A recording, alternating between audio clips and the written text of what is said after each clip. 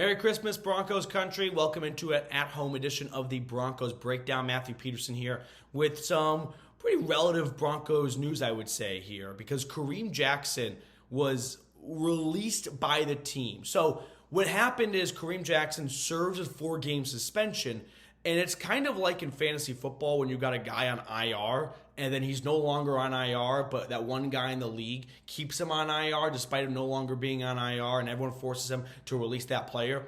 That's kind of what happened with Kareem Jackson. Served a 4-game suspension. The NFL is like, well, you can't just hold on to him with an extra roster spot. You either got to add him back to your 53-man roster, or you have to release him by Monday. Well, today is Monday. The NFL does not mind if it's Christmas. So here's what the Broncos did. They released Kareem Jackson. They hope to bring him back to the practice squad if he clears waivers. Remember, we are past the NFL trade deadline, so no matter how long you've been in the league at this point, if you're released, you go to the waiver wire. I'm not certain that K-Jack is going to clear the waiver wire. There are probably some playoff needy teams out there that could use an extra DB if they are banged up in the secondary. So I would not say it's a lock that K-Jack clears the waiver wire. But if he does clear the waiver wire, the Broncos are going to sign him to their practice squad. There's only 2 games left. They will elevate him with 3 free elevations with only 2 games left anyway. And he will finish the rest of the regular season on the Broncos practice squad, being called up every single Sunday remaining. And I'm not quite sure what the snap count will look like between him and PJ Locke. But this also serves as not the worst Christmas gift ever to Kareem Jackson, because he's going to be on the Broncos practice squad for the next 2 weeks, which means he could play next week against the Chargers. And then before Week 18 in Vegas, another team could sign him off Denver's practice squad if they suffer an injury and they are a playoff contending team. So this is kind of a best of both worlds, actually, as crazy as that might sound, for both the team and Kareem Jackson, right? The Broncos don't have to cut or release anyone. They can just try and, if Kareem Jackson clears waivers, stash him on the practice squad and then just elevate him the next 2 Sundays anyway. So there's no real difference. You still have Kareem Jackson on Sunday, even if it's just a practice squad elevation. So that's kind of like a pretty good deal for Denver. They don't lose a guy in their active roster, and they can elevate K-Jack for the next 2 weeks. And it's a good deal for Kareem Jackson because, sure, it might not be as lucrative to be on the practice squad for the last 2 weeks, but it does give you the opportunity to potentially be signed by a playoff contending team. So if a team right before Week 18 that's about to go on a postseason push or a nice deep run adds Kareem Jackson from Denver's practice squad, well, at least Kareem Jackson, what could be his final regular season, might have an opportunity to go on a playoff run, right? Go on a real postseason push. Longtime Houston Texans, so not a whole lot of playoff experience down there in H-Town. Obviously has not made the playoffs with the Broncos, so he might end up finding a ring at the last moment because he was on Denver's practice squad, so it afforded the opportunity for him to be added to another team's active roster. So I think it's a pretty good deal for both sides right here. It was obviously a bit of a tough situation, we'll put it, for Sean Payton and company because PJ Locke had been playing pretty well. So did you want to go back to Kareem Jackson when, one guy might be your starting safety for the next 4 years. One guy's going to be out of the league within the next 4 years. So we'll have to wait and see whether or not Kareem Jackson clears the waiver wire. That's step number 1. I think there might be a team, though, that puts a waiver claim in for him. And if that's the case, then it's going to be a bit unfortunate for the Broncos that they did not sign him to the active roster if they really wanted to hold on to him. But we also saw guys like Zach Ertz and Shaq Leonard get released and clear the waiver wire. Now, their salaries were a bit higher, so it's not quite the same, but it does go to show that big name release waiver wire does not always mean claimed off the waiver wire. Now, we're going to talk about Sean Payton and Russell Wilson next up on the show, but I do got to tell everyone about our terrific sponsor for today, which is Prize Picks. If you're unfamiliar with Prize Picks, let me catch you up to speed. All you do at Prize Picks is pick 2 to 6 players, step 1, and then pick more or less on their projected stats. So if you want to be locked in or extra locked in on what's a really good matchup, 49ers, Ravens, without having a horse in the race, here are my selections for Monday Night Football, essentially, here. I like the more on Brock Purdy's passing yards. I like the more on Debo and Kittle's receiving yards. I'm expecting a big day for the 49ers in Santa Clara on Christmas Day.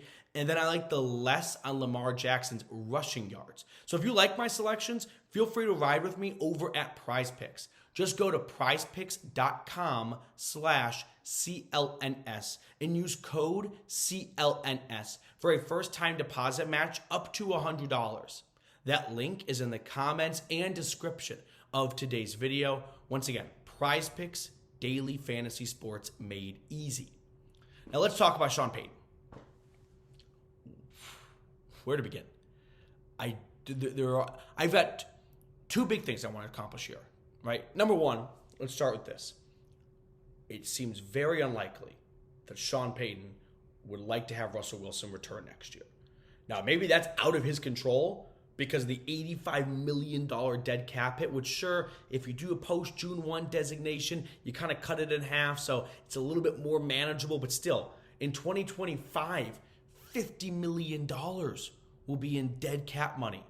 That is tough to work with.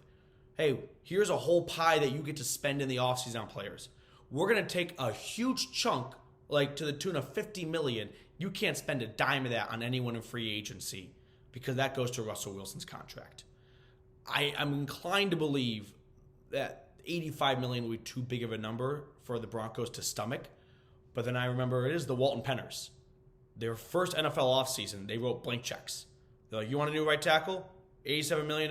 Mike McGlinchey, go get him. You want a new left guard? Ben Powers, go get him. Let's spend more money in free agency than anyone else does this offseason. So maybe the Walton Penners will be okay with spending $85 million for a player that's not going to be on their roster, or maybe not. That's a question that I don't think anyone can really answer because there's two conversations to be had. Will the Broncos eat $85 million in dead cap money? And do the Broncos want to move on from Russell Wilson? The answer to one of those questions might be yes. But if they're not both yes, then this conversation does not go very far. And I think Sean Payton might be fed up with Russell Wilson. Like, I'm not quite sure what Sean Payton expected out of Russell Wilson when he took this job. I'm not quite sure what the ownership expectations were. Like, did they hire Sean Payton going, hey, we know we got a bad contract with Russ, but can you make it work for at least 2 or 3 seasons? At least 2? Or is it, hey, after 1 season, I want a new quarterback? And maybe ownership goes, wait a minute, we didn't hire you and trade for you to move on from the quarterback after 1 season. That's why we traded a first-round pick and second-round pick for you, to try and get the most out of Russell Wilson. And the play calling last night, it's a high school offense. It's what I said on my postgame show yesterday. I mean, how many times does Russell Wilson throw the ball behind the line of scrimmage? You know if it's third down and Samaje Perine comes in, he's going to block for a second and then he's going to release to the flat, and that's where Russell Wilson's going to go. Now, in Russell Wilson's defense, he's not getting a ton of help from his receivers. Like, you can actually pull up the tape and you watch, and you'll see a lack of separation downfield. So in that regard, I don't think Russell Wilson is 100% to blame. I also think his offensive line's getting a little fed up, though. Like, there was that one play, I remember in the watch party, I had a full-blown meltdown. And I think you know what play I'm talking about here. When Russell Wilson takes a sack, when he's got a pretty decent pocket, and then he does like a 180 and turns away from the play altogether, and he runs into a sack. No one from his offensive line came to pick him up because they're like, pardon my French, dude, Russ, what the fuck are we doing here? You've got a pretty good pocket, and you're turning away from the play, and you're running into a guy that we're blocking away from you. I think there's probably a little bit of frustration on every side right now. But ultimately, Sean Payton does not look like he has a coach that has a ton of trust in his quarterback. So I wouldn't be blown away if Sean Payton gets his way, and that is a new quarterback in 2024. All right, so that's the first thing I wanted to tackle. Second thing, and then I'll let you go back to enjoying your Christmas with your families and not being miserable talking about the Broncos. Sean Payton's play calling. Like, what's his obsession with calling timeouts for the other team?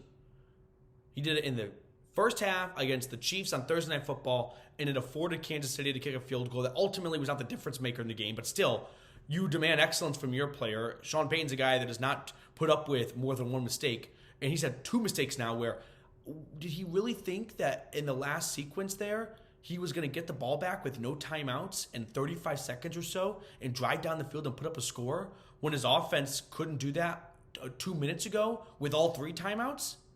Like, the thing that really ticked me off, though, was I can sort of understand why Sean Payton called the first timeout, right? If you don't know what I'm talking about here, as I go on a long diatribe, I'm talking about the Patriots' last possession when New England had 1 timeout remaining in about 45 seconds or so, and they run it on first down, and they pick up 6 yards. Sean Payton calls a timeout.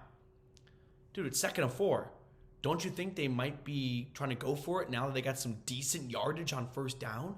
Like, if they didn't pick up a yard and it was 2nd and 10, sure, maybe call a timeout and you can get the ball back.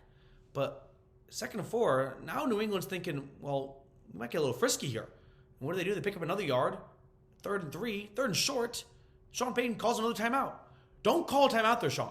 Either let the clock run out and go to overtime, or force New England to use their timeout.